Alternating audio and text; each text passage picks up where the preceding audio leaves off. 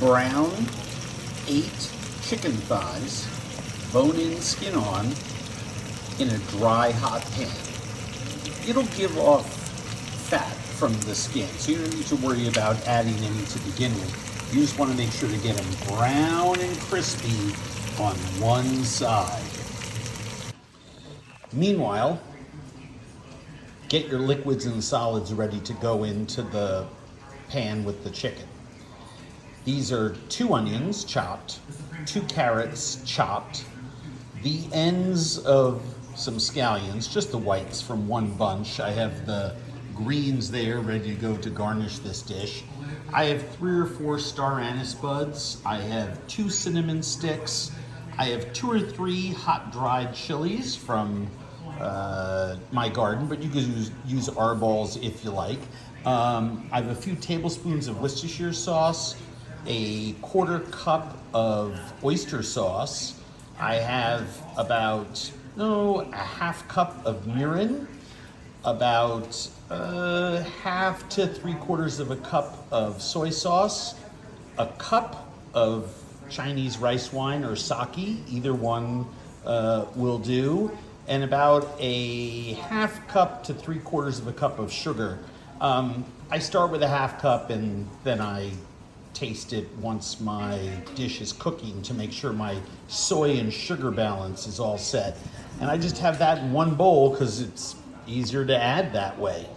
And when that chicken is nice and brown on one side, I mean really nice and brown on one side, I'm going to add those liquids and solids right there, and when it's reduced to a glaze, the dish is done.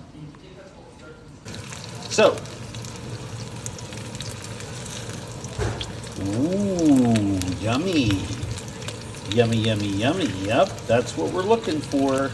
Just some nice, we don't want to burn them, just some nice brown, crispy chicken there.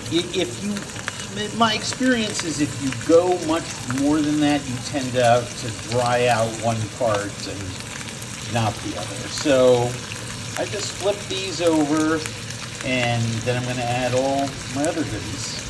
All right.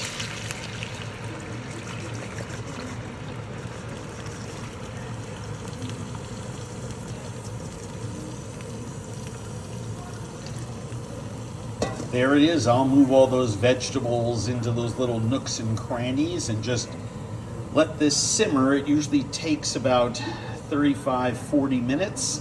The thighs are cooked by that point and the sauce is nice and glazy and the vegetables are delicious, and then eat it with a bunch of rice and some nice rice seasonings, Japanese furikake. So yeah, let's spread that around and make sure our chilies and my cinnamon sticks are all in there. Just poke some little holes, and believe me, everything kind of shrinks. The chicken shrinks, the onion shrinks. As this thing cooks, we get the benefit of all of these items kind of compressing and coming together. Let that go. Sometimes I put a lid on it for the first 5-7 minutes of cooking, just to kind of get it all going. But with a big pan, the more pieces that I use, the less I have to do that. And after about 15 minutes, this is what it looks like.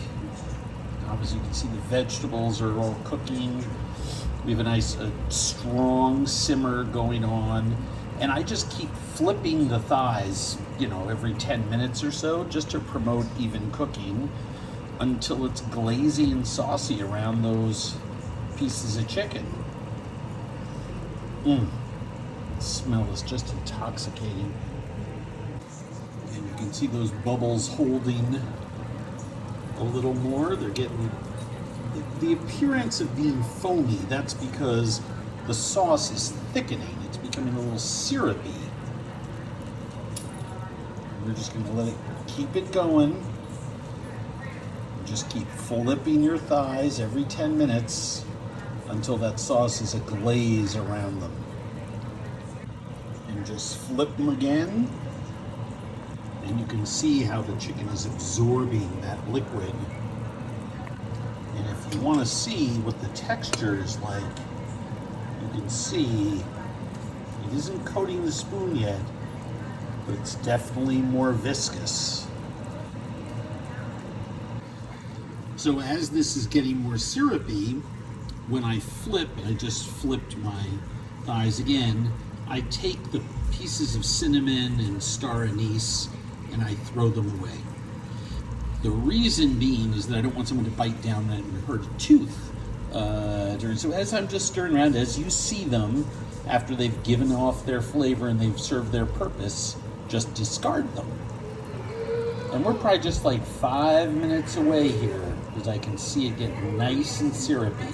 Question I get asked the most from people who make this dish is, what do I do about the fat that has accumulated there? That is chicken fat that has come from those thighs, and I literally, just like many great dishes from different cultures around the world, I continue to emulsify that fat through this simmering process into the sauce itself. When the sauce gets syrupy, the sugars in there will actually hold the fat in there, much like a caramel in a sense. And that chicken fat, while super rich, gives it an incredible flavor. So I don't skim it. I don't drain the fat after I've browned my thighs. I let the fat emulsify into the sauce. And as you can see, this sauce is almost done. It's getting nice and thick and syrupy.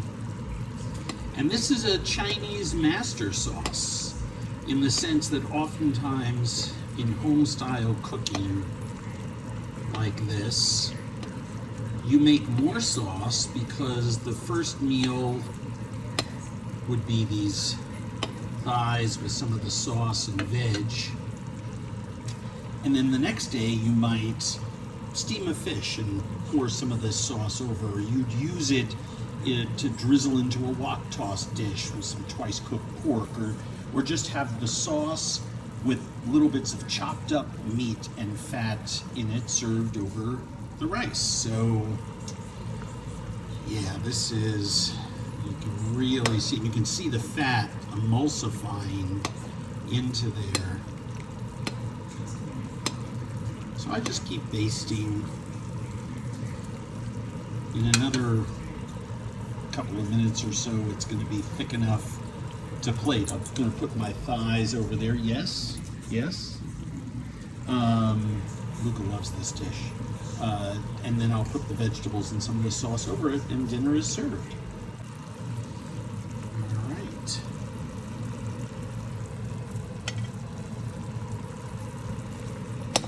So all I want to do is lay my thighs attractively on a platter or on plates, although I do like serving this family style and let everyone sort of help themselves.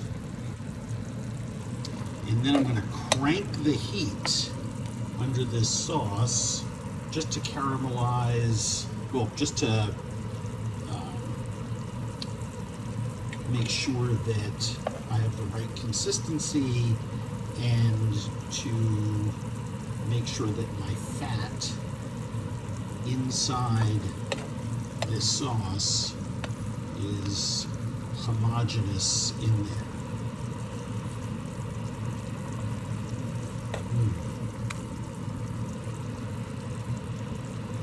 Beautiful.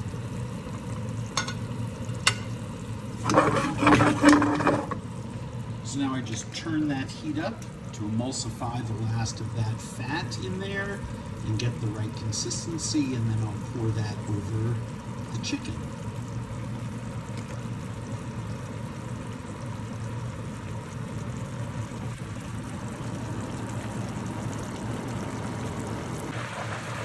And as you can see, that sauce is almost the perfect consistency. I usually push my vegetables to one side just so I can swirl this liquid around and make sure that the fat, do you see, that the fat is emulsified?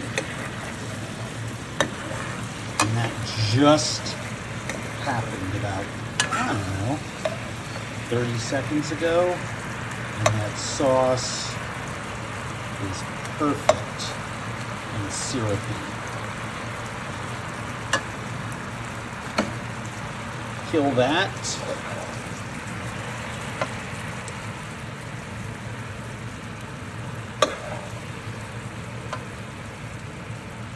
Oh, that delicious sauce all over that chicken.